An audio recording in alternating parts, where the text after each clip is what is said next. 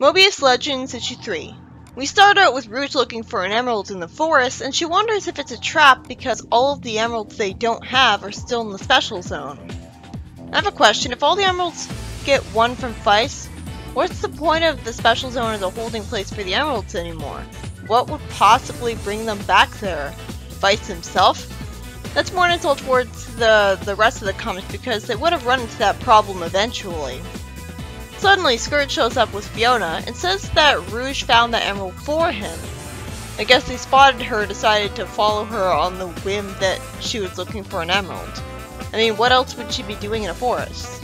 Rouge calls Fiona a consolation prize, and when Fiona is furious, Scourge reassures her that this is just Rouge's trick to get inside your head and then make off with the goods. Fiona sheepishly apologizes for getting riled up, and Rouge accuses Scourge of manipulating Fiona, playing the good guy as she says that she's been through enough, as if she cares about her at all. Scourge stands up to her, saying that Fiona just wants some excitement in her life, and he gave it to her, as if she wasn't getting that as a freedom fighter, but whatever, and says that she was never cut out to be a goody two-shoes, and that's not his fault. I don't see why Scourge would think that being a hero fighting Eggman wouldn't be exciting. You get to smash robots and dodge their attacks. Sure, he's never experienced that excitement himself, but you'd think Fiona would have told him all about her adventures as a freedom fighter as basic conversation just to give each other stuff to talk about all the time. Fiona then says that she won't be swayed by anyone because this is what she wants in life. Rouge dismisses her as desperate. Well, her parents abandoned her, so she would be desperate to get love as someone in that position. But I think she's talking about desperate in general. Rouge tries to kick her, and Fiona's determined to finally keep her from getting away with the treasure this time. Rouge kicks her and calls Scourge a loser. Fiona tells her that while she tried to be a hero, it didn't work out as she expected. Care to actually elaborate on that for once? Maybe talk about someone whose name rhymes with Mally? No? Then the story was a missed opportunity. Rouge, out of nowhere, tells her that while Sonic treats women with respect, his opposite won't. First of all, Rouge is not the type who should be giving her this kind of talk and being taken seriously. Because Rouge is a manipulative bitch. She'd say anything just to get inside a person's head. Scourge was right. She doesn't really care about her and wants what's best for her. She's only saying this in the first place out of spite. And second, Scourge isn't Sonic's opposite. I pointed out multiple times just how similar he is to Sonic, how there's so many different times when Sonic and Scourge align themselves to be on the same wavelength. He's not his opposite, he's just going in a different path in life because he never had a villain to fight, and rebelled against his dad instead. Otherwise, he's just like him. And aside from his occasional bickering with Fiona, like complaining that she's ruining his epic breakout by telling him their stuff got stolen, which was more like Sonic being annoyed with his friends for being a downer, he's never been an outright abusive boyfriend or anything. There's no indication that he has no respect for Fiona, or else he would have ditched her for another girl a long time ago from getting fed up with her. He could have, I don't know, hired a prostitute to replace her, or gone to a bar. When Fiona tells Rouge how much she loves Scourge when that has nothing to do with what she was just taunted about and should instead be listing off evidence of him respecting her, Rouge taunts her about how Scourge isn't joining in on the fight against Rouge but instead enjoying the show. Again, I don't necessarily think this means he hates her. He's just doing that, enjoying the show. He could have phrased it a little better, like saying that he's giving the fight to Fiona because she has a personal grudge against her for always getting away with the treasure on her, or saying that he just assumes she'll win and doesn't need his help, when he could get in the way and hurt her by accident in all the commotion. He'd win against Rouge really quickly with his speed and cheat Fiona out of the fight. He doesn't really have the best social skills because, instead, he just makes himself look bad for not supporting her, since it would make him look like a softie if he actually clarified anything.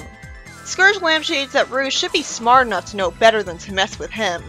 He easily knocks Rouge into the dirt, mentions that he's defeated her in a fight before, which no he didn't, and Chaos controls away with his girlfriend, who is inexplicably unconscious after just being hit in the chest. Not in the head.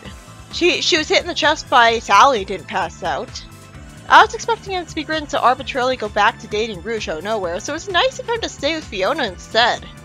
Rouge thinks that if Scourge is hunting emeralds, he'll eventually come after the two that Gun has. And Gun HQ is still reeling from that last attack on it. And the story ends with Rouge thinking that the two deserve each other for being idiots. It would have been nice if the story went on for a little longer and had Scourge explain to the conflicted Fiona that, yeah, he does love her, or he wouldn't have bothered with her for this long. His logic is probably that she's the best he's ever had because she doesn't hurt him like Alicia did once. And who knows if he could get another girlfriend who wouldn't be twisted enough to be abusive or controlling. In the next story, Silver returns to his future, which is all nice and pretty. Finally some closure! Although he doesn't confront Mem's Moggle on being Ix's Moggle once. He did stop Metal Sally from destroying all the freedom fighters after all, even though that shouldn't have been able to happen anyways because Bunny, Antoine, Rotor, and Nicole clearly weren't there on the Death Thing to be destroyed, and yet he was always talking as if they were all destroyed at once in a single solitary event that destroyed all the original freedom fighters, when, no, it clearly wouldn't have. I guess that was a misconception from the history being unclear. Anyways, Silver falls down having a huge headache, wakes up with an orange sky beneath him and water that has color reflecting that, which briefly made me assume that his future somehow shifted to being a bad one again, and he flies around trying to look for Edmund and Mammoth Moggle. He sees a chameleon like Espio taking care of some chow. No, that literally is Espio, so how did Silver warp to what he thought was the future and encounter Espio in the present instead? He really sucked at time travel. Espio then says that Silver had said they were going to gather up these chow, so this is one of the Sonic Rivals games being adapted. Silver agrees to gather them in confusion, but then says that they don't need to hide the chow anymore because they already saved the future. Espio shows a lonely side to him as he's disappointed that Silver is leaving, and he asks Espio if he wants to see the future with him. Espio says that his friends need him here, as I wonder why Silver can't just bring him back to his own time afterwards. I mean, I guess...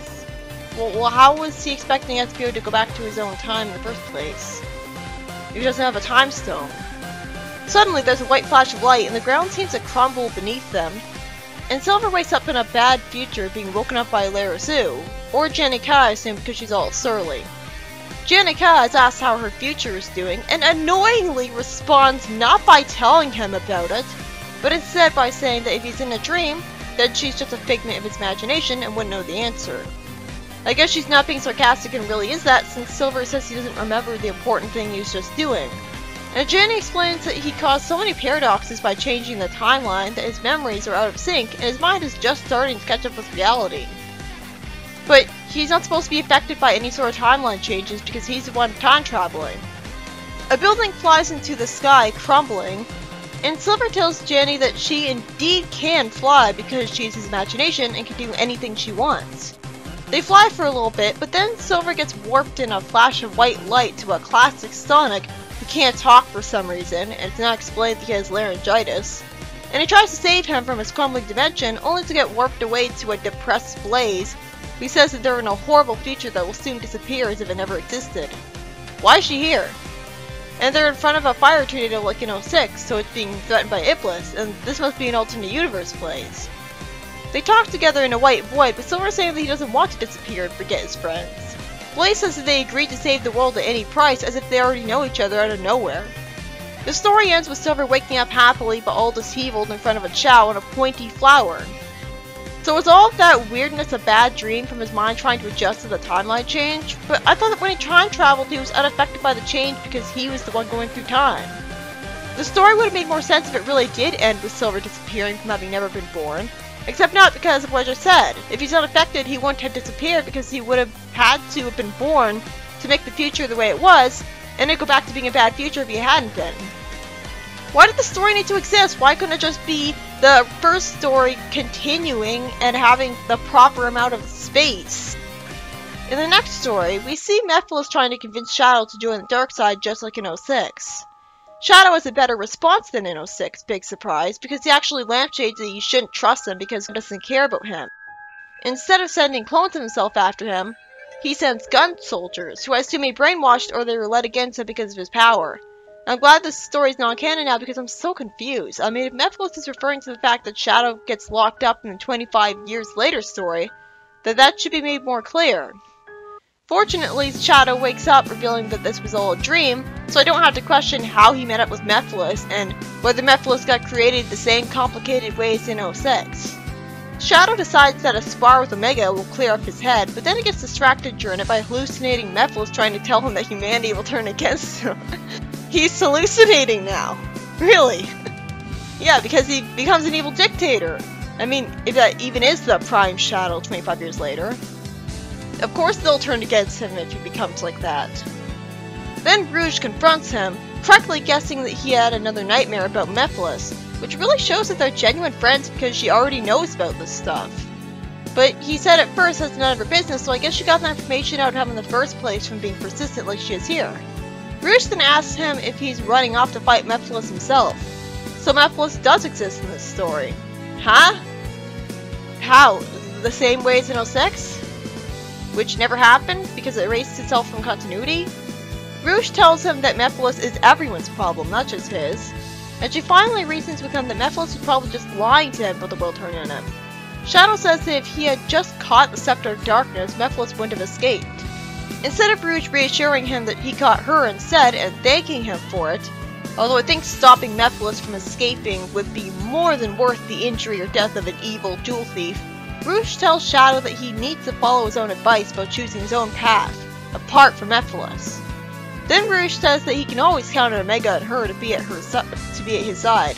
So really this story is just an extended version of that cutscene in 06, only more confusing. And Shadow is more vocal about his angst, explaining himself. They'll go to the desert to find an emerald and face off with Mephiles and the story ends. I don't mind that because it was really just like in 06, which we already saw, only there's a bit of originality there if you squint. The whole issue felt pointless. I mean, the first story should have been the whole issue. Silver's story was confusing, the third story was already seen in Sonic 06, and the third story, because we just saw at the beginning and it was kind of poorly written, there wasn't much of a point to it. Rouge just tried to manipulate Fiona into distrusting Scourge, and Scourge doesn't tell her there's nothing to worry about later because he has no social skills, I guess. That was disappointing.